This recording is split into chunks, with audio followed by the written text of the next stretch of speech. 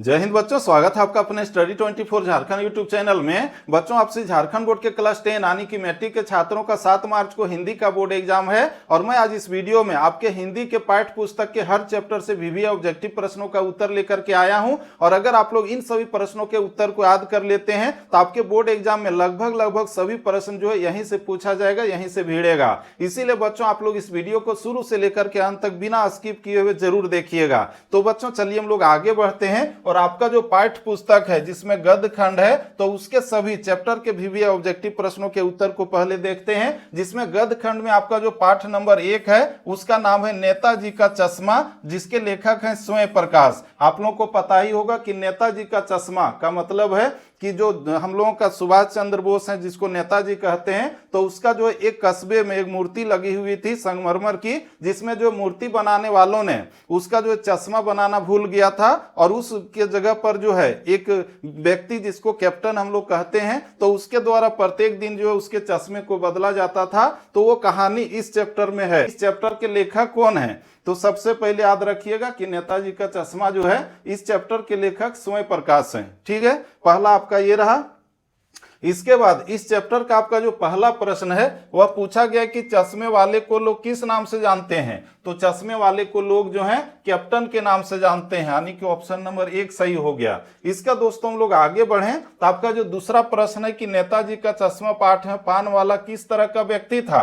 तो दोस्तों, वो जो पान वाला था नेताजी का चश्मा में जहां पर मूर्ति लगी हुई थी सुभाष चंद्र बोस की, तो वहां पर एक पान वाले का गुमटी भी था जो कहा जाए कि पान हमेशा खाता रहता था, दांत भी लाल हो गया था और हमेशा जो है मुंह से जो है पान को थूकता रहता था। तो कैसा व्यक्ति था? तो दोस्तों, वो जो था आपका जो एक मोटा हंसमुख और खुश मिजाज व्यक्ति था, यानी कि ऑप्शन नंबर घ आपका सही है।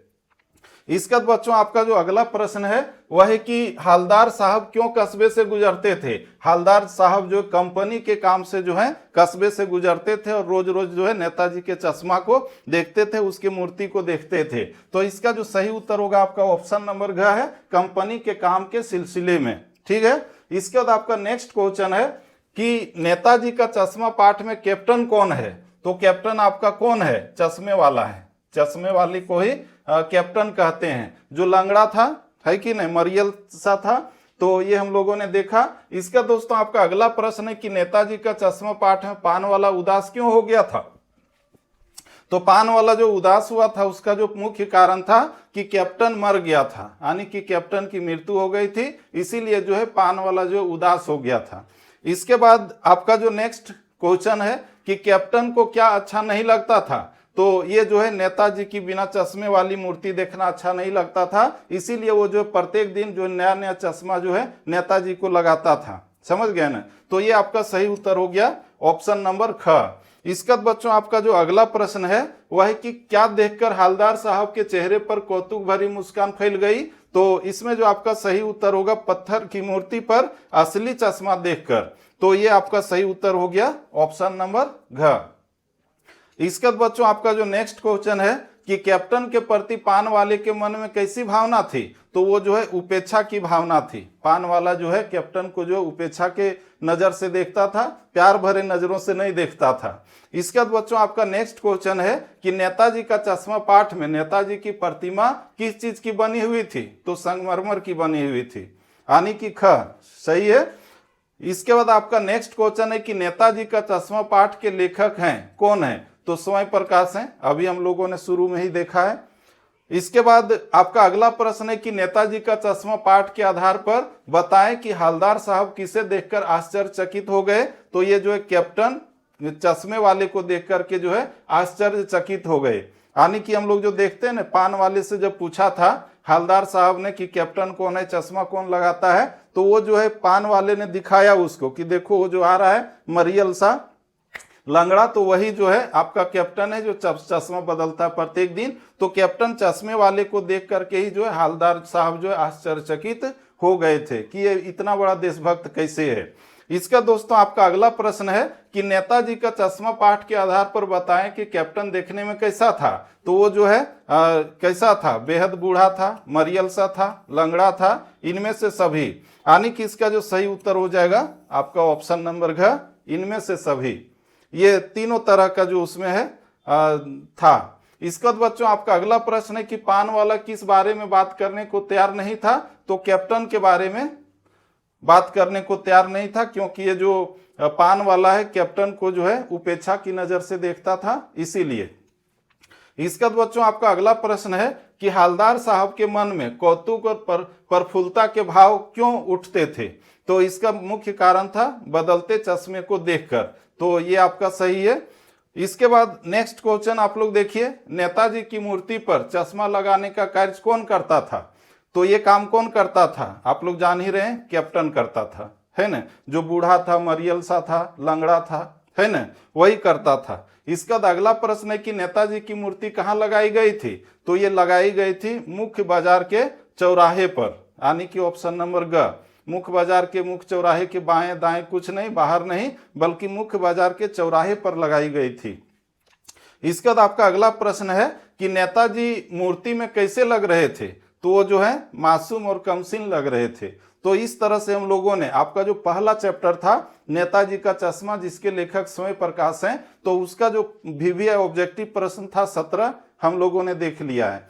इसका बच्चों हम लोग आगे बढ़े तो आपका जो अगला चैप्टर है पाठ्य पुस्तक गद्य खंड में, वो है बाल गोविंद भगत, और इसके जो लेखक हैं रामवृक्ष बेनुपुरी हैं, है ना। और ये जो आपका चैप्टर है एक रेखा चित्र है, यानी कि इसमें जो है बाल गोविंद भगत का पूरा जीवनी, उसके व्यक्तित्व, उसके व्यवहार, उसी की इसमें चर्चा की गई है कि बाल गोविंद भगत जो है किस तरह से कबीरदास को अपना साहब मानते थे और उसको जो है उसके लिखे हुए रचनाओं को गाते थे, और वो कितना सुंदर गाते थे। और साथ ही साथ उनका जो है पत्नी भी थी, इसके बाद एक बेटा भी था, पत्नी का उल्लेख नहीं है चैप्टर में, बल्कि उसके पुत्र वधू थी, बेटा था जो बोधा सा मंदबुद्धि वाला था। तो वो सारा चीज इस चैप्टर में हम लोग देखेंगे। तो इसमें सबसे पहले आप लोग को याद रखना है कि पार्ट 2 बाल गोविंद भगत, और उसके लेखक कौन है, तो रामवृक्ष बेनुपुरी, ठीक है। इसके बाद इस चैप्टर का आपका जो पहला प्रश्न है कि बाल गोविंद भगत किस प्रकार का पाठ है, तो ये आपका रेखा चित्र है, यानी कि बाल गोविंद भगत के बारे में ही इसमें पूरा डिटेल से जो है दिया गया है। पूरा मुख्य पात्र जो आपका बाल गोविंद भगत है, और उसी के जीवनी जो है इसमें दिया गया जीवन चरित्र के बारे में। इसके बाद अगला आपका है कि बाल गोविंद भगत किस कद के आदमी थे, तो मंझोले कद के थे, ऑप्शन नंबर घ सही है, ठीक है। इसके बाद नेक्स्ट क्वेश्चन आपका है कि बाल गोविंद भगत साहब किनको मानते थे, साहब किनको मानते थे, बाल गोविंद भगत जो है साहब किनको मानते थे, तो कबीरदास को, और इनके रचनाओं को ही वो जो है गुनगुनाते रहते थे, ठीक है। इसके बाद अगला आपका है कि बाल गोविंद भगत की संगीत साधना का चरम उत्कर्ष किस दिन देखा गया, तो जिस दिन उसका बेटा का मृत्यु हुआ था, यानी कि आपका ऑप्शन नंबर घ, जिस दिन उनका बेटा मरा था। जब उसका बेटा मरा था तो उसके चिता के सामने जाकर के वो जो है कबीर के रचनाओं को गा रहा था। उसको जो है बेटा की मृत्यु का गम नहीं था, और दूसरे को भी बोल रहा था कि क्यों रो रहे हैं, तो ये उसका जो है सही उत्तर हो गया ऑप्शन नंबर घ, जिस दिन उनका बेटा मरा था। इसके बाद बच्चों आपका अगला प्रश्न है कि लेखक बाल गोविंद भगत की किस विशेषता पर अत्यधिक मुग्ध था, तो उसका जो मधुर गान था उसी पर मंत्रमुग्ध था, बहुत अच्छा गाता था, समझ गए। इसके बाद आपका जो अगला प्रश्न है कि बाल गोविंद भगत पाठ के आधार पर बताएं कि रोपनी किसे कहते हैं, तो रोपनी कहते हैं धान की रोपाई को। हम लोग भी जो देखते हैं जुलाई अगस्त में जो रोपा का कार्य होता है तो उसको रोपनी कहते हैं, धान रोपने की जो प्रक्रिया होती है। इसके बाद आपका अगला प्रश्न है कि खेतों में बच्चे क्या कर रहे थे, तो बच्चे लोग जो हैं उछल रहे थे, समझ रहे हैं। खेतों में जब खेतों में रोपाई का काम हो रहा था तो उसमें बच्चे क्या कर रहे थे, तो उछल रहे थे, ठीक है। इसके बाद अगला प्रश्न है कि बाल गोविंद भगत के गीतों में कौन सा भाव व्यक्त होता है, तो उसके गीतों में जो है श्रृंगार का भाव नहीं है, विरह का भाव नहीं है, ईश्वर भक्ति का भाव है, यानी कि इसका सही उत्तर होगा ऑप्शन नंबर ग। इसमें जो है कबीर के दोहे को ये गाया करता था, ईश्वर भक्ति से रिलेटेड जितना था। इसका बच्चों आपका अगला प्रश्न है कि भगत गिरस्थ होते हुए भी वस्तुतः थे, क्या थे, ये जो भगत है यानी कि इसका जो मुख्य पात्र है, तो ये जो गिरहस्थ थे यानी कि इनका परिवार था, जिसमें हम लोग देखें तो उसकी पुत्र वधू थी, उसका पुत्र है और वो घर में रहता था, लेकिन ये होते हुए भी ये जो है क्या था, तो ये साधु था, यानी कि ऑप्शन नंबर ख सही है। समझ गए। इसके बाद अगला प्रश्न है कि बाल गोविंद भगत अपने बेटे से अत्यधिक प्यार इसीलिए करते थे क्योंकि उसका जो बेटा था वह सुस्त तथा कम बुद्धि वाला था। उसका मानना था कि जो सुस्त हो, कम बुद्धि वाला हो, तो उसको जो ज्यादा प्यार देना चाहिए, ज्यादा प्यार करना चाहिए। समझ गए। तो इसीलिए जो है वह अपने सुस्त तथा कम बुद्धि वाले बच्चे से बहुत प्यार करता था, एकलौता पुत्र उसका था। इसके बाद बच्चों आपका अगला प्रश्न है कि भगत के संगीत के जादू का प्रभाव किस किस पर पड़ता है। तो इसका जो प्रभाव है किसानों पर पड़ता है, आसपास खेलते बच्चों पर पड़ता है, मेड़ पर खड़ी औरतों पर पड़ता है, यानी कि इसका सही उत्तर हो गया आपका ऑप्शन नंबर घ, इनमें से सभी। ठीक है। अगला प्रश्न आपका है कि बाल गोविंद भगत कौन थे। तो बाल गोविंद भगत साधु, भिक्षु, कबीर, इनमें से कोई नहीं, आपका साधु हो जाएगा। ठीक है, साधु प्रवृत्ति का था। इसके बाद अगला प्रश्न आपका है कि बाल गोविंद भगत पाठ के लेखक कौन है। तो हम लोगों ने शुरू में ही देखा है, रामबिरछ बेनीपुरी हैं, और ऑप्शन नंबर ख सही है। आप लोग को याद हो रहा है कि नहीं, सो बोलिए। अगर हो रहा है तो इस वीडियो को जो है लाइक कीजिए और साथ ही साथ कमेंट में लिखिए कि बहुत अच्छा वीडियो है सर, या फिर जो लिखना है लेकिन लिखिए जरूर। समझ गए ना, ताकि हमको पता चले कि हम जो मेहनत कर रहे हैं उससे आप लोगों को फायदा हो रहा है या फिर नहीं हो रहा है। इसका बच्चों आपका अगला प्रश्न है कि भगत जी अपने बेटे का खास ख्याल क्यों रखा करते थे। क्योंकि वो जो है बेटा सुस्त और बोदा था। समझ गए, सुस्त और कम बुद्धि वाला था। कम बुद्धि वाले को क्या कहते हैं, बोदा कहते हैं, है कि नहीं। तो ये आपका है। इसका बच्चों आपका अगला प्रश्न है कि पाठ बाल गोविंद भगत में बाल गोविंद भगत कबीर के पदों को बड़ी आत्मीयता से गाते थे, उन गीतों में कौन सा भाव निहित था। तो उन गीतों में जो है प्रभु मिलन का भाव जो होता था, देशभक्ति नहीं, वियोग नहीं, ये नहीं, बल्कि आपका सही उत्तर हो गया ऑप्शन नंबर क। ठीक है। इसके बाद बच्चों आपका अगला प्रश्न है कि बाल गोविंद भगत ने अपने बेटे का दाह संस्कार अपनी पुत्र वधू से करवाया। इस कार्य से भगत जी के किस विचारधारा का परिचय मिलता है। तो इसका सही उत्तर होगा आपका कि रूढ़िवादिता का विरोध है एवं प्रगतिशील विचारधारा का समर्थन। तो इस तरह से हम लोगों ने इसका सही उत्तर होगा। इसमें हम आप लोगों को बता दें कि उसका जो पुत्र है जो मंद बुद्धि और बोधा सा था, तो उसकी जब मृत्यु हुई थी तो उसका अंतिम संस्कार का जो कार्य है वो अपने पुत्र वधू से ही करवाया था, यानी कि जो उसका बेटा का जो पत्नी थी उसी के द्वारा। समझ गए। और ये जो स्पष्ट करता है कि ये जो है रूढ़िवादिता का विरोध किया और प्रगतिशील विचारधारा का समर्थक था बाल गोविंद भगत। समझ गए। इसका बच्चों आपका अगला प्रश्न है कि बाल गोविंद भगत की टोपी कैसी थी। वो टोपी पहनते थे, तो कैसा पहनता था, तो कबीर पंथियों जैसी, क्योंकि ये कबीर का को जो अपना साहब मानता था, बहुत मानता था। समझ गए। इसका अगला प्रश्न है कि बाल गोविंद भगत जी कौन सा व्यवसाय करते थे। तो खेती करते थे, खेती बाड़ी करते थे, गृहस्थ जीवन जीते थे, लेकिन वो जो है साधु थे। समझ रहे। इसका बच्चों आपका अगला प्रश्न है कि ये जो है आपका अंतिम प्रश्न था इस चैप्टर का, बाल गोविंद भगत का, जिसके लेखक जो है रामबिरछ बेनीपुरी थे। तो ये अंतिम प्रश्न था। तो इस चैप्टर का जो जितना महत्वपूर्ण था आप लोग देख लिए हैं, ये सब आप लोग याद कर लीजिएगा। इसके बाद आपका अगला जो चैप्टर है वह है पाठ्य पुस्तक गद्य खंड से, जिसमें आपका पाठ 3 में जो लखनवी अंदाज, जिसके लेखक यशपाल हैं। पाठ का नाम क्या है, लखनवी अंदाज, जिसमें यशपाल हैं। और इस चैप्टर में हम लोग जो देखेंगे एक ट्रेन की यात्रा की कहानी है, जिसमें एक लखनवी जो है नवाब और साथ ही साथ लेखक के बीच में जो सफर के दौरान घटनाएं घटती है उसके बारे में इसमें चर्चा की गई, जिसमें खीरा का भी उल्लेख किया गया इसमें। तो इसमें हम लोग देखें तो इसके लेखक कौन है, यशपाल। ठीक है। और इसके जो पहला प्रश्न है इस चैप्टर का वो क्या है, लखनवी अंदाज पाठ में लेखक ने वस्तुतः किस पर व्यंग किया है। तो ये व्यंग किया आप लोग गरीब लोगों पर। समझ गए। नवाब जो लखनऊ का जो रईस लोग होते थे उसको नवाब कहा जाता था। तो इस तरह से हम लोगों ने इस प्रश्न के उत्तर को देखा, जिसका सही उत्तर होगा गरीब लोगों पर जो है वो जो है व्यंग किया है। ठीक है। इसके बाद हम लोग नेक्स्ट क्वेश्चन को देखें तो अकेले सफर का वक्त काटने के लिए नवाब साहब ने क्या खरीदा था। तो ये इसका जो आपका सही उत्तर होगा ऑप्शन नंबर घ होगा, खीरा खरीदा था। ठीक है। तो इस तरह से हम लोगों ने इस दूसरे प्रश्न के उत्तर को देखा। इसका हम लोग आगे बढ़े तो इस चैप्टर का आपका जो तीसरा प्रश्न पूछा गया कि लेखक के अनुमान के प्रतिकूल क्या था।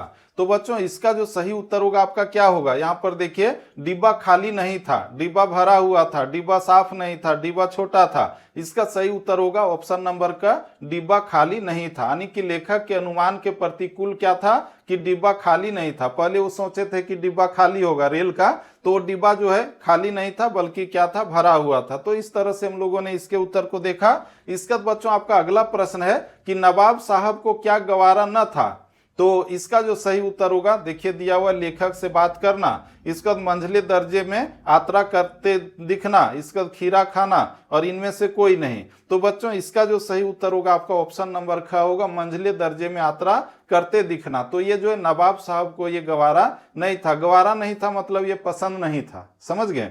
इसका बच्चों आपका अगला प्रश्न है कि लेखक कनखियों से किसकी ओर देख रहे थे। तो लेखक कनखियों से किधर देख रहे थे। हम लोग जो देखते हैं उल्टा जो देखते हैं, चेहरा साफ और सीधा रहता है और लोग टेढ़ा देखते हैं। तो लेखक इस तरह से किसको देख रहे थे, तो नवाब साहब की तरफ देख रहे थे, समझ गए ना। इसके बाद बच्चों आपका अगला प्रश्न है कि वार्तालाप की शुरुआत किसने की थी। तो वार्तालाप की शुरुआत जो है नवाब साहब ने की थी, यानी कि ऑप्शन नंबर ख सही आपका है। ठीक है, वार्तालाप किसके किसके बीच हो रही थी, तो लेखक और नवाब के साथ में, समझ गए। इसके बाद आपका अगला प्रश्न है कि लखनऊ स्टेशन पर कौन खीरे के इस्तेमाल का तरीका जानते हैं। तो ये जानते हैं जो खीरा बेचने वाले लोग रहते हैं वो लोग जानते हैं, यानी कि आपका ऑप्शन नंबर ग सही है, खीरा बेचने वाले। ठीक है, इसके बाद आपका अगला प्रश्न है कि लेखक की पुरानी आदत क्या थी। तो लेखक की पुरानी आदत क्या थी, अकेले में गीत गाना नहीं, अकेले में सो जाना नहीं, अकेले में तरह तरह की कल्पनाएं करना। हाँ, यही आपका सही होगा, ऑप्शन नंबर ग। इसके बाद आपका अगला प्रश्न है कि सफेद पोश का अर्थ है। सफेद पोश का क्या अर्थ होता है, सफेद कपड़े नहीं। इसके बाद अगला है सफेद कपड़े पहनने वाला, ये भी नहीं, साफ सुथरा नहीं, बल्कि आपका जो है ये होगा घ भद्र पुरुष, जिसको जेंटलमैन कहते हैं अंग्रेजी में, समझ गए। सफेद पोश का अर्थ होगा भद्र पुरुष, समझ गए। इसका बच्चों आपका अगला प्रश्न है कि ज्ञान चक्षु खुलना का अर्थ है क्या है। ज्ञान चक्षु मतलब, ज्ञान का मतलब जानते हैं, चक्षु का मतलब आंख होता है। तो ज्ञान का आंख खुलना मतलब बुद्धि होना, ज्ञान होना। तो इसका सही उत्तर क्या होगा, आंखें खुलना नहीं, ज्ञान के द्वार खुलना नहीं, ज्ञान होना, ये आपका उत्तर होगा। ठीक है, इसका अगला प्रश्न है कि डिब्बे में बैठे सज्जन को देखकर लेखक किस विषय में अनुमान करने लगे। यहां जो पूछा गया कि डिब्बे में बैठे सज्जन को देखकर लेखक किस विषय में अनुमान करने लगे। तो इसका जो आपका सही उत्तर होगा क्या होगा, नवीन कहानी के विषय में, रेलवे कर्मचारियों के विषय में। ये आपका होगा ऑप्शन नंबर ग, नवाब साहब की असुविधा और संकोच के कारणों के विषय में। ये आपका सही है। ठीक है, 11वें प्रश्न का उत्तर ये है। इसके बाद बच्चों आपका अगला प्रश्न है कि नवाब साहब ने खीरे की तैयारी के बाद उसका क्या किया। तो उन्होंने क्या किया कि खिड़की से बाहर फेंक दिया। नवाब साहब क्या करते थे, खीरा जो है खाते नहीं थे बल्कि सूंघते थे और खिड़की के बाहर फेंक देते थे, नवाब थे, समझ गए ना। यही इसमें दिया गया है। तो इस तरह से हम लोगों ने इस प्रश्न के उत्तर को देखा। इसका बच्चों आपका अगला प्रश्न है कि लखनवी अंदाज शीर्षक पाठ के लेखक का नाम क्या है। तो इसका लेखक कौन है, शुरू में हम लोग देख चुके हैं, यशपाल है ना। पहला जो चैप्टर था उसका लेखक स्वयं प्रकाश, यानी कि जो हम लोग देखते हैं नेताजी का चश्मा का लेखक कौन है, स्वयं प्रकाश। दूसरा जो चैप्टर था बाल गोविंद भगत, उसका लेखक कौन था, रामवीर बेनीपुरी। और तीसरा जो चैप्टर आपका है लखनवी अंदाज, तो इसके लेखक हैं यशपाल। ठीक है, आध हो गया तीनों चैप्टर वाला। इसके बाद आपका जो अगला प्रश्न है कि अचानक रेल के डिब्बे में लेखक को देखकर नवाब की आंखों में कौन सा भाव दिखाई दिया। तो उसके आंखों में जो दिखाई दिया था असंतोष, गुस्सा, खुशी, प्रेम, ये आपका होगा ऑप्शन नंबर का, यह संतोष का भाव दिखाई पड़ा। ठीक है, इसके बाद आपका अगला प्रश्न है कि लेखक ने खीरा खाने से क्यों इनकार कर दिया। तो आत्मसम्मान की रक्षा के लिए। वही क्या, लेखक ने खीरा खाने से क्यों इनकार कर दिया था, आत्मसम्मान की रक्षा के लिए, खाने की इच्छा नहीं थी, घमंडी होने के कारण, दूसरों की चीज खाना पसंद नहीं। तो ये आपका सही उत्तर क्या होगा, तो ये आपका ऑप्शन नंबर क होना चाहिए, आत्मसम्मान की रक्षा के लिए। आप लोग के अनुसार क्या होगा थोड़ा बता दीजिएगा। इसके बाद बच्चों आपका अगला प्रश्न है कि ट्रेन के किस क्लास में लेखक सफर कर रहा था। तो वो जो है सेकेंड क्लास का ट्रेन में सफर कर रहा था, फर्स्ट क्लास नहीं। जो ट्रेन हम लोग देखते हैं एसी में 3 तरह का एसी होता है कि नहीं। तो ये जो है उस समय की बात है, 2nd क्लास के ट्रेन में सफर कर रहे थे। इसके बाद बच्चों आपका अगला है कि लखनऊ किस प्रदेश की राजधानी है। तो लखनऊ जो है उत्तर प्रदेश की राजधानी है, हम लोग जान ही रहे हैं। इसके बाद आपका अगला प्रश्न है कि लेखक यशपाल का जन्म कब हुआ था। इस चीज को आप लोग याद रखिएगा, यशपाल का जन्म कब हुआ था, तो 1903 ईस्वी में हुआ था। ठीक है। इसके बाद आपका जो नंबर आता है 20वां प्रश्न कि लखनवी अंदाज किस प्रकार की रचना है। तो ये आपका कैसी रचना है, व्यंग्य, उपन्यास, कहानी, निबंध, ये आपका व्यंग्य है। समझ गए, का होगा उत्तर व्यंग्य। लखनवी अंदाज में जो है जो गरीबी का मजाक उड़ाया गया है, जो आपका नवाब है वो अपने आप में नवाब है ना। ये आपका सही उत्तर है ऑप्शन नंबर का। इसका बच्चों आपका जो अगला चैप्टर है वो है आपका, देखिए पाठ 4, एक कहानी यह भी, जिसके लेखक है मन्नू भंडारी। याद कर लीजिए, आपका जो चैप्टर है एक कहानी यह भी, मन्नू भंडारी। समझ गए। और इस चैप्टर में ये जो मन्नू भंडारी जो लेखक हैं अपने जीवन के बारे में पूरा बोले हैं कि इनका जो है जन्म कहाँ हुआ था, मध्य प्रदेश में। इसके बाद अधिकांश समय इसका कहाँ गुजरा था, तो अजमेर में गुजरा था। और वो जो है इसमें अपने बारे में, अपने माता के बारे में, अपने पिता के बारे में, ये 3 लोगों के बारे में, साथ ही साथ इसका जो टीचर थी तो उसके बारे में इन्होंने इसमें बोला है, बताया है। तो ये आप लोग याद रखिएगा कि एक कहानी यह भी, मन्नू भंडारी इसके लेखक हैं। ठीक है। और इसमें आपका जो पहला प्रश्न है वह है कि मन्नू भंडारी की हिंदी प्राध्यापिका का क्या नाम था। हिंदी जो पढ़ाती थी तो उसका नाम था शीला अग्रवाल। ठीक है, याद रखिएगा, शीला अग्रवाल। मनीषा जाधव नहीं, शालिनी गुप्ता नहीं, ज्योति गोयल नहीं, क्या होगा, शीला अग्रवाल। ठीक है। इसके बाद आपका नेक्स्ट क्वेश्चन है, सन 1942 के आंदोलन के बाद देश का वातावरण कैसा था। आजादी की प्रतीक्षा वाला, अनिश्चितता का, मतभेदों का, या फिर स्वतंत्रता संग्राम में भाग लेने वालों की होड़ भरा। तो ये आपका सही उत्तर होगा ऑप्शन नंबर घ। ठीक है। इसका अगला है कि लेखिका के पिता को लड़कियों का कैसा रंग पसंद था। तो सबको गोरा रंग पसंद होता है, अधिकांश लोगों को। तो ये आपका सही उत्तर होगा ऑप्शन नंबर ख, गोरा। ठीक है। इसके बाद आपका अगला प्रश्न है कि डॉक्टर साहब कौन थे। तो डॉक्टर साहब कौन थे, लेखिका के समधी नहीं, उनके पारिवारिक चिकित्सक नहीं, उस स्वतंत्रता सेनानी नहीं, लेखिका के पिता के मित्र, यही होगा। लेखिका के पिता का जो मित्र थे वो कौन थे, डॉक्टर साहब थे। समझ गए। अगला प्रश्न है कि सन 1946-47 के दिनों में देश का माहौल कैसा था। देश में युद्ध की स्थिति बनी हुई थी, स्वतंत्रता की तैयारी चल रही थी, देश को स्वतंत्र कराने का जोश उफान पर था और संविधान तैयार किया जा रहा था। आपका सही उत्तर होगा ऑप्शन नंबर ग, देश को स्वतंत्र कराने का जोश उफान पर था। आंदोलनकारी पूरा जो है कूद पड़े थे। इसके बाद दोस्तों आपका अगला प्रश्न है कि लेखिका की बड़ी बहन का क्या नाम था। तो लेखिका की जो बड़ी बहन थी उसका नाम था सुशीला। समझ गए, सुशीला। तो इस तरह से हम लोगों ने इस प्रश्न के उत्तर को देखा। इसके बाद हम आप लोगों को बता दें कि ये जो लेखिका है इसके जो है कुल मिलाकर के 5 भाई बहन थे। समझ रहे हैं। तो इनकी जो बड़ी बहन थी उसका नाम अभी हम लोगों ने देख लिया, जिसका नाम क्या है, सुशीला। इसके बाद आपका जो अगला प्रश्न है कि लेखिका के घर का वातावरण कैसा था। धार्मिक वातावरण, राजनीतिक वातावरण, शैक्षिक वातावरण, अतिथि सत्कार प्रिय वातावरण। तो ये आपका यही होगा ऑप्शन नंबर घ, अतिथि सत्कार प्रिय वातावरण। ठीक है। इसके बाद अगला प्रश्न है कि लेखिका के पिता ने उसका रौब देखकर क्या अनुभव किया। तो इसका सही उत्तर क्या होगा, प्रसन्नता, गर्व, क्रोध, चिंता। ये जो गर्व महसूस किया। ठीक है। अगला है आपका कि इस लेख में लेखिका का कौन सा व्यक्तित्व सामने आया है। गुसेल, उदंड, शर्मिला, स्वतंत्रता सेनानी। तो बच्चों इसका सही उत्तर होगा आपका ऑप्शन नंबर घ, स्वतंत्रता सेनानी। ठीक है। इसके बाद आपका जो अगला प्रश्न है कि लेखिका के किस व्यवहार से तंग आकर प्रिंसिपल ने लेखिका के पिता को बुलवाया। तो आंदोलनकारी होने के कारण। समझ गए, आपका ऑप्शन नंबर का सही होगा। ठीक है। इसके बाद आगे बढ़ें तो अगला प्रश्न है कि लेखिका ने अपनी मां को कैसा बताया। तो उन्होंने जो बताया था व्यक्तित्वहीन, यानी कि ये जो लेखिका है वो अपने पिता को आदर्श मानती थी, माता को नहीं मानती थी। समझ गए ना।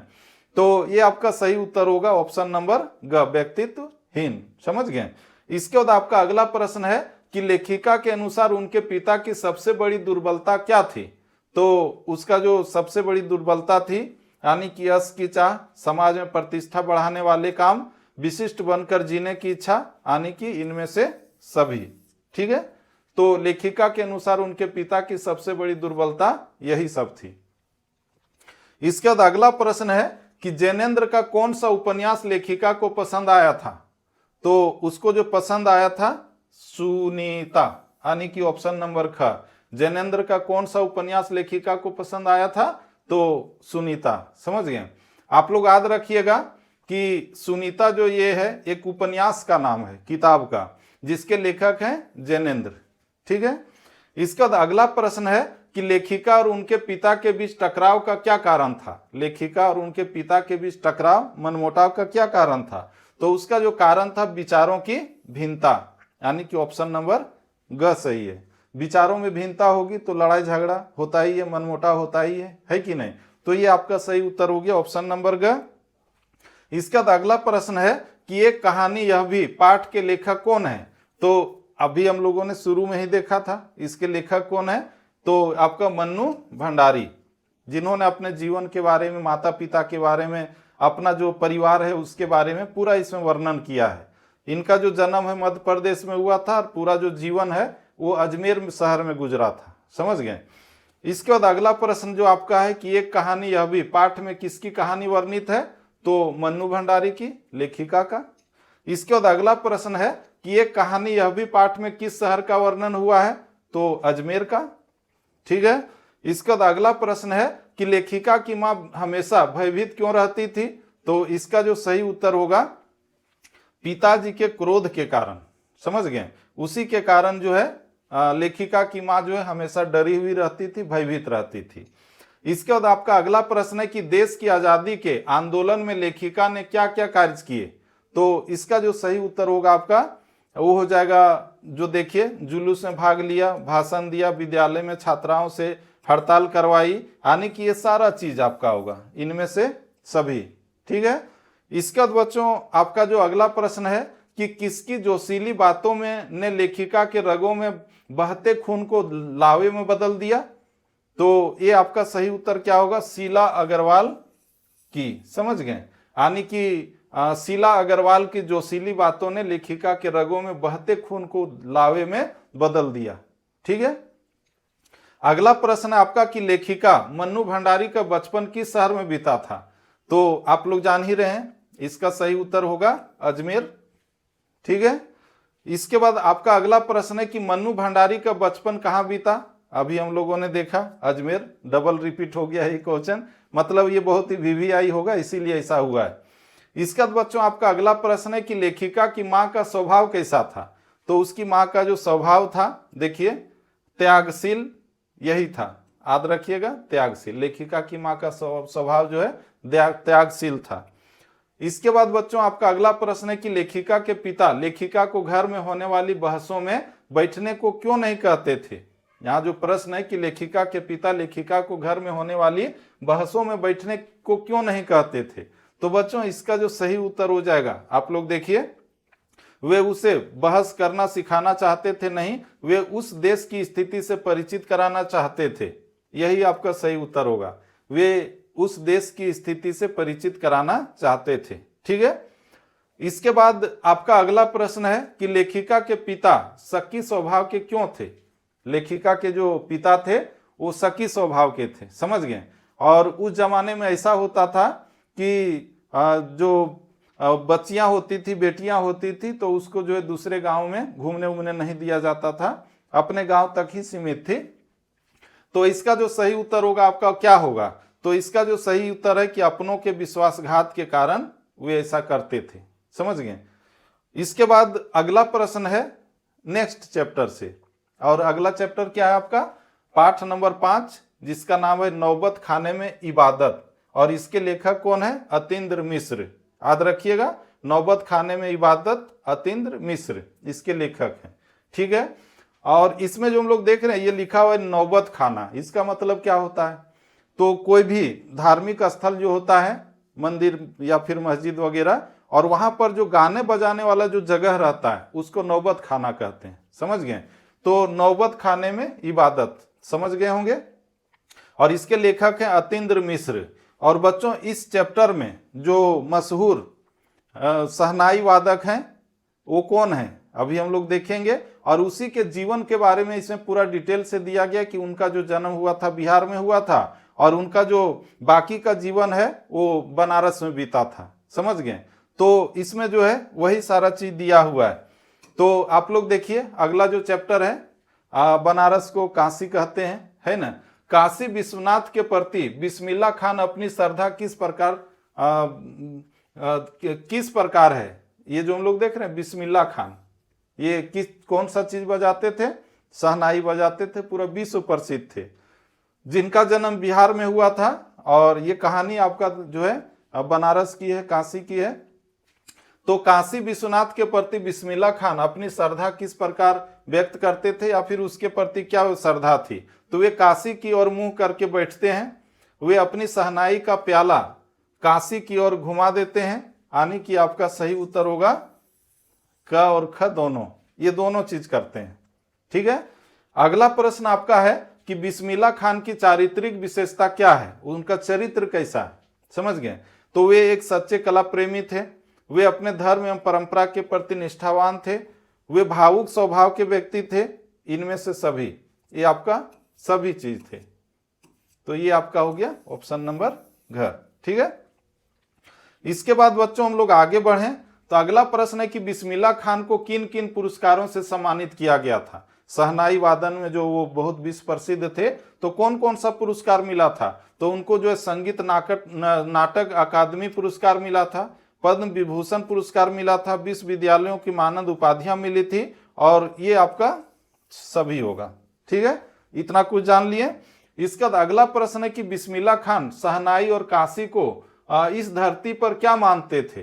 तो वो क्या मानते थे? तो वो जन्नत मानते थे। जन्नत को जो है स्वर्ग कहते हैं हिंदी में। समझ गए? तो ये आपका सही उत्तर हो गया ख। इसका अगला प्रश्न है कि काशी किसकी पाठशाला है? संस्कृति की, ये संस्कृति की, संगीत की, या फिर नृत्य की? तो बच्चों इसका जो सही उत्तर होगा आपका ख होगा, संस्कृति की। काशी किसकी पाठशाला है? संस्कृति की। समझ गए? इसके बाद बच्चों आपका अगला प्रश्न है कि शहनाई की ध्वनि को क्या कहा जाता है? तो उसको कहा जाता है मंगल ध्वनि।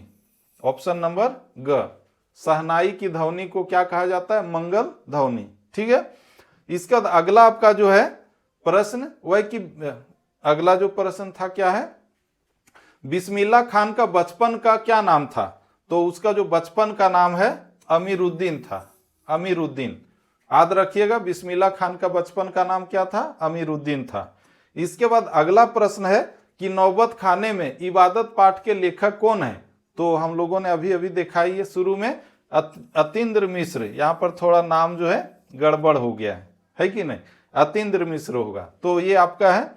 इसका दोस्तों अगला प्रश्न है कि सुशिर वाद्यों से क्या तात्पर्य है? सुशिर वाद्य किसे कहते हैं?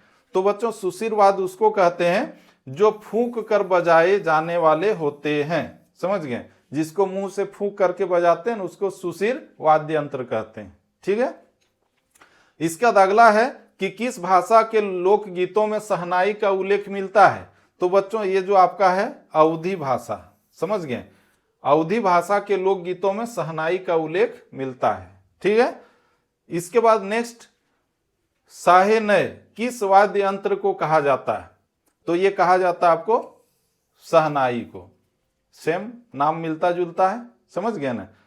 इसके बाद आपका अगला प्रश्न है कि बिस्मिल्लाह खान मुहर्रम के अवसर पर क्या नहीं करते थे? तो वो जो नहीं करते थे संगीत कार्यक्रमों में भाग लेना, ये नहीं करते थे। समझ गए? बिस्मिल्लाह खान मुहर्रम के अवसर पर क्या नहीं करते थे? तो संगीत कार्यक्रमों में भाग लेना। ठीक है। इसका बच्चों आपका अगला प्रश्न है कि मुहर्रम के दिन किस किस चीज का विशेष माना गया है? किस किस चीज को विशेष माना गया है? तो जो माना गया है आप लोग जो यहां पर देख रहे हैं राग रागिनियों की अदायगी, इसे विशेष माना गया है। ठीक है। अगला प्रश्न है कि मुहर्रम के अवसर पर बिस्मिल्लाह खान का कैसा रूप सामने आता है, तो उसका जो रूप आता है जैसे कि सहज मानवीय रूप, धर्म के प्रति समर्पित रूप, यानी कि क और ख दोनों, ये आपका सही उत्तर है, ऑप्शन नंबर ग। ठीक है। इसके बाद अगला प्रश्न है कि बिस्मिल्लाह खान सांप्रदायिक सद्भाव रखने में किस प्रकार सहायक हैं, तो आप लोग देखिए उनके लिए गंगा मैया का बहुत महत्व है। वे हनुमान मंदिर में शहनाई बजाते हैं, वे काशी की संस्कृति के पुजारी हैं, और इनमें से सभी। ठीक है, ये आपका सही उत्तर हो गया।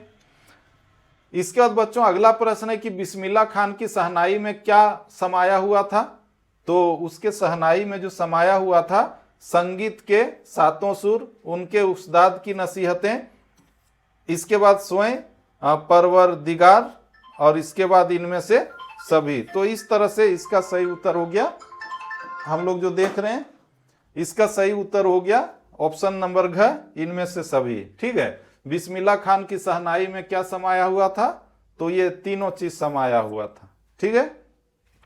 इसके बाद बच्चों हम लोग आगे बढ़ें, तो आपका जो अगला प्रश्न है कि बिस्मिल्लाह खान क्या बजाते थे, ये तो हम लोग अभी तक सुन ही रहे हैं, क्या बजाते थे, शहनाई बजाते थे, है ना, बहुत इजी है। इसके बाद आपका जो अगला प्रश्न है कि बिस्मिल्लाह खान का जन्म किस राज्य में हुआ था, तो हमने शुरू में ही आपको बताया बिहार में जन्म हुआ था और काशी में उसका बाकी जीवन गुजरा था। इसके बाद अगला प्रश्न, नौबत खाने में इबादत पाठ किसके जीवन पर केंद्रित है, तो हम लोग देख ही रहे हैं किसके जीवन पर, बिस्मिल्लाह खान के जीवन पर, बहुत ही इजी है। इसका नेक्स्ट है बिस्मिल्लाह खान किस वाद्य यंत्र के वादक थे, तो शहनाई वादक थे, बहुत ही इजी। इसके बाद अगला प्रश्न है कि नौबत खाने में इबादत पाठ के लेखक कौन है, शुरू में ही हम लोगों ने देखा है, जिसका नाम क्या होगा, सत्येंद्र मिश्र नहीं, देवेंद्र मिश्र नहीं, अतीन्द्र मिश्र होगा, ऑप्शन नंबर ग, बहुत ही इजी है। इसके बाद अगला जो प्रश्न है कि इबादत का क्या अर्थ होता है, इबादत करना मतलब पूजा करना, समझ गए, तो ये आपका सही उत्तर हो गया ऑप्शन नंबर क, समझ गए। तो दोस्तों इस तरह से हम लोगों ने आज इस वीडियो में आपका जो क्लास 10 का हिंदी का जो पाठ्य पुस्तक है, तो उसके गद्य भाग का जितना भी चैप्टर था, पांचों चैप्टर के सभी VBA ऑब्जेक्टिव प्रश्नों के उत्तर को देख लिया है। और अब आप लोगों का जो पद भाग होगा, यानी कि जो कविता वाला है, तो ये वीडियो आप लोगों को कैसा लगा आप लोग कमेंट में लिखिए। इसके बाद आप लोगों के लिए जो है दूसरा वीडियो जो आपका पद भाग है कविता वाला, उसका अपलोड करूंगा। तो ये आप लोग पर निर्भर करता है, अगर आप लोग इस वीडियो को लाइक अधिक करते हैं, सब्सक्राइब कर लेते हैं और साथ ही साथ कमेंट करते हैं, तो हमको लगेगा कि मेरा जो मेहनत है वो सकारात्मक दिशा में है, पॉजिटिव है, तो फिर हम आपके लिए जो है वो भी वीडियो बहुत जल्दी अपलोड कर देंगे। तो आप लोग कमेंट जरूर कीजिएगा। तो दोस्तों फिर से मिलते हैं हम लोग नेक्स्ट वीडियो में, तब तक के लिए जय हिंद, वंदे मातरम, थैंक यू।